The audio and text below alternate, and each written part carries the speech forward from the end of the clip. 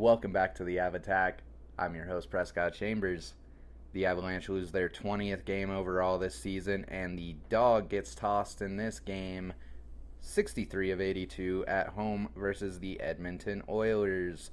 The Avs have won in 2 shootouts in a row, and they are feeling themselves with a record of 43, 10, and 9, and 95 points heading into this bout. The Oilers are 35, 21, and 8 and are 4 and 6 in their last 10 games. They are currently in the hunt for a playoff spot. Logan O'Connor is probably going to be back for the playoffs. I saw his name pop back up in the injury list as injured reserve, so I'd imagine we're gearing up to add him back onto the roster for the playoffs. Starting goalies for this one were Connor Ingram and Mackenzie Blackwood.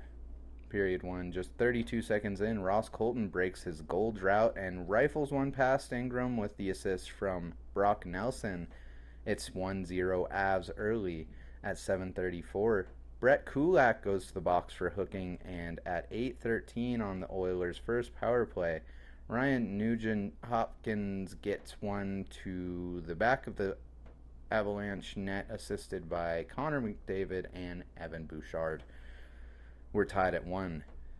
Natchez takes a puck to the face on a dump.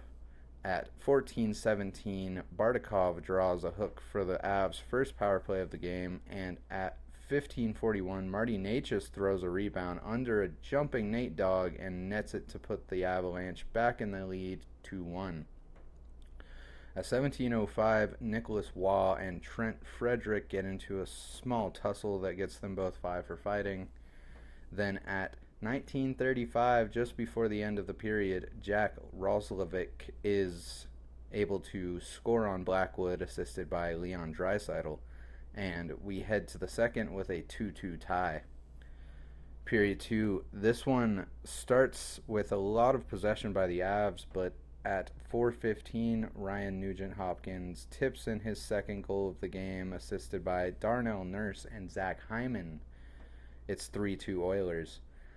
Edmonton continues to get dangerous opportunities, but they keep missing the net. Nelson takes a bad holding the stick call as NHL linesmen are blind, giving the Oilers their second power play. Colorado gets some solid shorthanded chances, and they're able to kill. At 18:20, Brock Nelson draws a trip to give the Avs their second power play. And at 19:25, Nathan Mackinnon gets sent to the box on a 5-minute major for goalie interference, and after a gruelingly long review is handed a game misconduct and will not be back for the third period. He didn't really have much of a chance of avoiding the tendy, as Darnell Nurse basically pushed him right into Ingram, and everything just happened so fast that there was no avoiding it. If there was room, I'm sure he would have, but Darnell Nurse wanted that to happen, so that's all I got to say about it. Tristan Jarry comes in to relieve Connor Ingram, and after 2, it's 3-2 Edmonton. Period 3, the Oilers have almost 5 minutes of power play to start the third. The Avs kill and only allow 4 shots on goal. And at 7:04, Valeri Nichushkin tips in a goal to tie this game up once again at 3. The assist from Sam Malinsky. At 8:20, Waugh gets sent to the box for a high stick, giving Edmonton their 4th power play. And at 9:03, Connor McDavid does Connor McDavid stuff with a backhand tap pass to Draisaitl, hits a spin move, and goes bar down with the second assist from Evan Bouchard. It's 4-3 Oilers. At 9:53, Malinsky draws a hooking penalty, but the Avs can't capitalize on the power play. Colorado also has a hard time creating chances. With 2 minutes left on the clock, Bednar pulls Blackwood for the extra attacker. The Avs call a timeout with just over 30 seconds remaining, but it doesn't help as Edmonton is able to hold off Colorado. And after 3 periods of hockey, the final score is 4-3 Oilers. Overall, losing the Nate Dogg to what I feel like was an overkill of a call was not helpful to the Avs in this game. I've seen McKinnon be able to avoid hitting goalies plenty of times before when he's moving that fast, but this was unavoidable, and ejecting him was kind of ridiculous in my opinion.